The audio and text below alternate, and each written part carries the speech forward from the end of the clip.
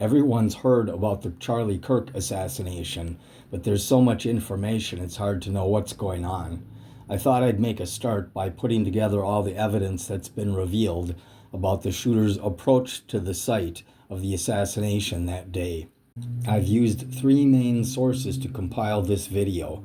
Shout out to the following YouTube creators: Chuck Keeler, Propaganda and Company, and Crime Scene to Courtroom. Please go visit these guys. I'll leave links to the original videos in the description. Here we go. Let's start with a clip from Propaganda and Company, showing that the shooter appears to have walked the route to the Utah Valley University campus earlier that day, undoubtedly casing out the situation. According to TMZ, a ring door from a house nearby the campus captured the suspect wearing a different outfit walking across the street near the university at 8:07 a.m. If it is indeed Tyler, then it means he would have had to leave his home in Washington, Utah at 4 or 4:30 in the morning. Again, it is a 3.5 to 4 hour drive from where he lives to the university campus in Orem, Utah. Next, let's get an overview of the area and the route the shooter took to get to the shooting spot. We first will see the shooter on a ring camera at upper right on this map as he moves west. I have been unable to find any information on exactly where he parked his vehicle. We'll see that he turns left and goes south for a long block or two, being seen on another ring camera, ending up at a small grassy area where he apparently looks at his phone for 2 or 3 minutes. He then moves on, crossing under a major road using a pedestrian tunnel and making his way through the northern part of the campus to the shooting location. Alright, so the first we see of the shooter is on that ring camera as shown here by Chuck Keeler. We see our first footage of him walking down this particular sidewalk. A friend of ours has a brother who captured this footage on his doorbell camera. The suspect is walking down 800 South going west.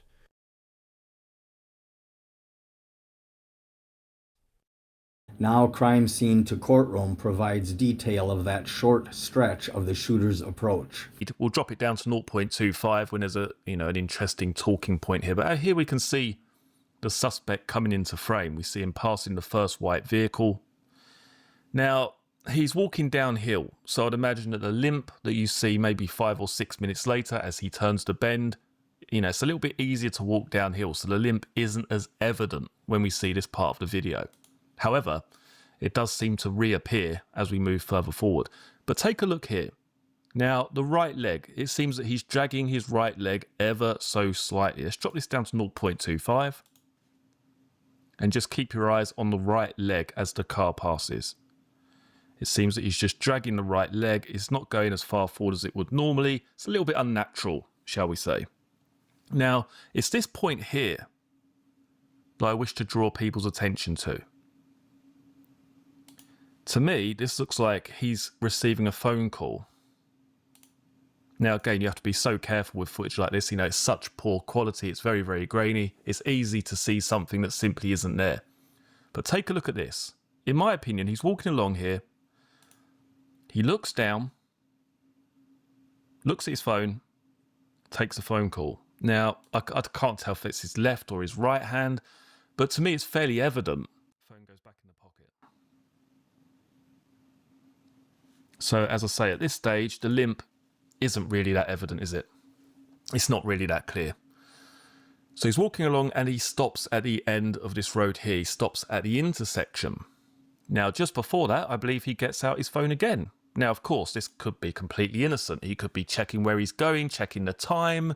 He could be checking absolutely anything. But it's interesting that the phone seems to make a reappearance. Now, at this point, this mysterious vehicle comes along. It seems to pull into the right, slows right down by where the suspect is stood, goes past the suspect, and you can tell he's pulled into the right because he has to come out to the left to avoid this dark car that's ahead of him. You can see him turning left here, coming back out onto... Now, I think that when he gets to the bottom here, it sort of levels out a little bit, so the limp may now become a little bit more apparent, which we do actually see. Now, this guy stays here behind this pole for a matter of seconds. As you can see there, that car drives off. Now, obviously it's so grainy, it's hard to tell, but is he looking down at his phone there, checking something, checking where he is maybe, checking the time? I've got to get there, I've got to make a move, I've got to get there quickly, I've got to make sure I time this correctly. Is he receiving some sort of message? Is he checking something? I don't know. Let's put this back to normal speed. There we go. Phone goes back in the pocket, and then off he goes. And check the limp now. Chuck Keeler takes over again here. He and Prop and Co. will alternate narration from here on. He is approaching and is about to turn left onto 800 West. This is a dead-end street for vehicles, but not a dead end for pedestrians. Here we can see what I'm going to call Wooded Area 3. More on that later. You may recognize this area from the video footage released by TMZ. It was captured by a resident's home security camera, and it shows the suspect walking south.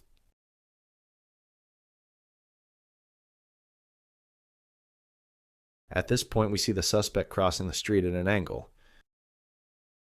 This gives us a view of his limp. It is assumed that he is limping because he has a rifle in his pants.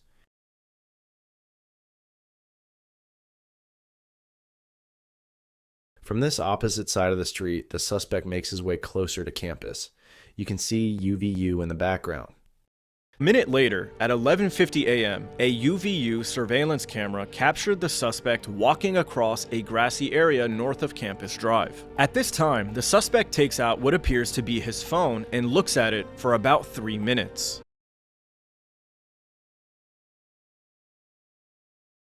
At 11:53, he places his phone back into his right pocket and enters this pedestrian tunnel, which takes him underground and across the street. Down here, we see that this is the spot that our first up-close image of the suspect is captured. And here's the camera that captured that widely shared image. The suspect continues through the tunnel, and at this stairway we get our second up-close image. Then our third up-close image as the suspect reaches this landing. Here's the camera that captured both of these images. The suspect now reaches ground level.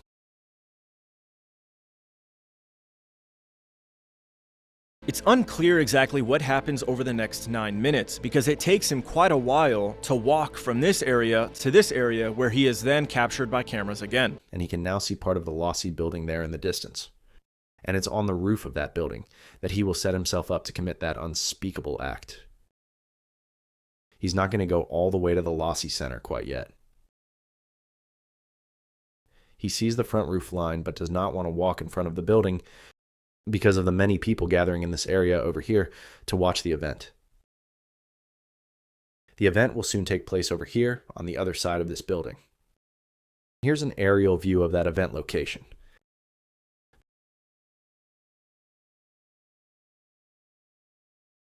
The suspect is seen walking on the north side of the Lossy building between the Lossy building and the Institute of Religion building. 9 minutes later, at 12:02, cameras capture him here on the north side of the Lossy Center. From here, we have two separate accounts or theories on how the shooter got to the concrete stair he used to get on the roof. Prop & Co. seems to have information that the shooter went along the west side of Lossy Center into the northwest entrance and then through the Lossy building to come out next to the concrete stair. He seems to drag his feet again because this time it takes him 13 minutes to get from here to the southeastern side of the Lossy Center, where he finally enters the building through these doors at 12:15. Now at this point, the suspect picks up the pace. Where it took him 9 minutes and 13 minutes before to cover a short distance, it now only takes him 2 minutes to move across the entire building. He is observed at a stairway leading to the common area of the Lossy Center. I couldn't find any clear photos of the common area of the Lossy Center, but I called the university and they told me that it is apparently on the second floor. According to the FBI, there is a short wall, presumably outside, that Tyler jumped in order to get onto the north side of the roof. The short wall that the shooter jumped was, I think, this fence or rail here. So within 2 minutes, by 12:17, Tyler is finally on the north side of the roof, crouching down near a wall. They don't specify which wall, but we are assuming that it is this one right here. Now here, Chuck Keeler's version of events shows the shooter going around the east side of Lossy Center into the building and out by the concrete stairs. Here on the left. If he still has that rifle in his pants, these many stairs and hills will not be easy for him. As we round this back corner of the Lossy building, you may recognize this spot as the place the shooter jumps down from the roof. I believe the suspect walks along the east side of this building here, then enters these doors and soon exits these other doors that lead to this outdoor stairway. These stairs lead to a rooftop pedestrian walkway, but since the stairs are closed, we will go up another way.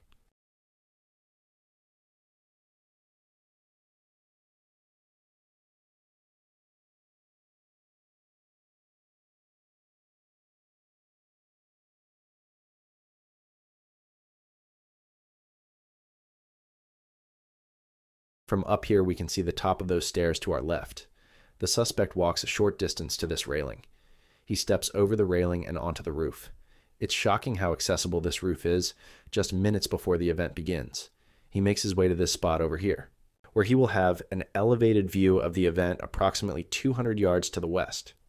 I found this image online that shows where the shooter was positioned. Sadly, the shooter has a clear and unobstructed view of where Charlie Kirk will be seated in just a few minutes. For 5 minutes, the suspect stays in this area of the roof.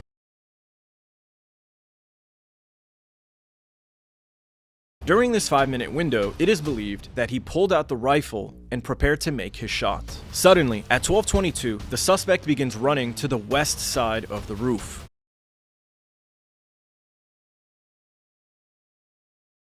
The notable limp is now gone, according to the FBI. In less than 1 minute, the suspect is in a prone position facing west towards the courtyard where Charlie Kirk was located under the tent. A person on campus captured video footage of the suspect on the roof laying down in a prone position on the corner of the building. Get right up.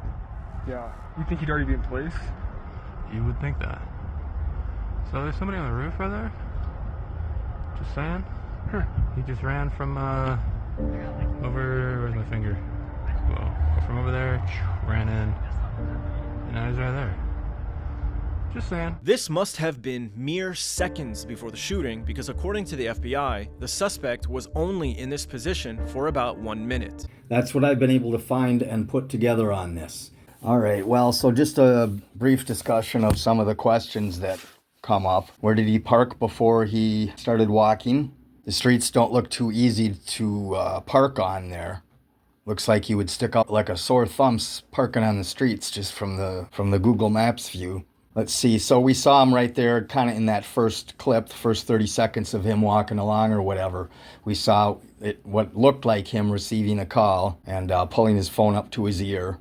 And then, well, there was an SUV that seems to slowly drive by, but that seems to just be somebody who was thinking they were going to park there and then saw that it was marked with red on the curb or whatever. It doesn't look to me like he's limping much, certainly not as much as I would expect when a person is somehow concealing two halves of an extremely long gun. So then when he gets to the grassy area after he's been caught on camera the second time and he gets to where he's about to go into the tunnel, he looks at his phone again. Then he goes into the tunnel, he exits the tunnel. Now, from the time he exits this tunnel until he ends up 1 block north on another camera, it's 9 minutes. So where was he during those 9 minutes? He could have kind of just been sitting anywhere on a little low wall in that block, just off camera, or he could have been somewhere in that garage where the tunnel ends up. There's a 4 or 5 story parking garage. He could have been in there during those 9 minutes. Somebody could have met him there. Someone could have left a gun there for him. Who knows? So after it takes 9 minutes for him to go 1 block, then it takes him 13 more minutes to go 1 further block after that, just to get basically to where he goes up those concrete steps is like a block or a block and a half. And it takes 13 minutes for him to come onto some cameras there. So again, where was he? Maybe just hanging out knowing that it was too early. I think the thing probably started at noon. He got there at 12:20. I think he had just picked that time and wanted to wait. He didn't want to get there right away for some reason, right on time, I don't know, whatever. So somebody could have actually even put the gun, he or someone else could have put the gun in the shooting location ahead of time. and it doesn't look like the security would have noticed it because they were really poor. Or they could have put it somewhere in some bushes right there. It's hard to say, but I just kind of doubt whether he carried that long gun, even disassembled, that whole way from wherever he parked his car. Obviously, the horseshit security, and, you know, they were down in a bowl. It was a perfect place, like shooting goldfish in a bowl, as they say. And they didn't seem to have anybody looking at the roofs. Then, the government story on the gun and the clothes, the government story on this whole thing. But in any case, that he supposedly changed clothes once or twice and also like had the gun disassembled and then he assembled it and then he disassembled it and then he assembled it again so that it would be all nice and neat for the investigators to find. I don't know. It makes no sense. Although supposedly he was going back to find his gun. So the final thing that doesn't seem to really be possible is that they're telling us that he sat up against a wall, maybe in some shadow or something, for about 5 minutes before then he suddenly got up, ran over, got himself down, got himself set, and fired within 1 minute. So that's pretty professional, especially under the kind of stress, to be able to make a shot like that in like 30 seconds or 15 seconds or whatever it is. Just sounds unlikely. So yeah, I don't know. Up until the point where the shot was fired, those are the questions that I have, I guess. It gets worse from here. I don't know if I'll ever get around to going into the next step, but I think the next step would be to, basically look at like the 5 minutes from the shot until 5 minutes later or 10 minutes later and look at what everybody was doing. We'll see if I get to that. So thanks for joining me.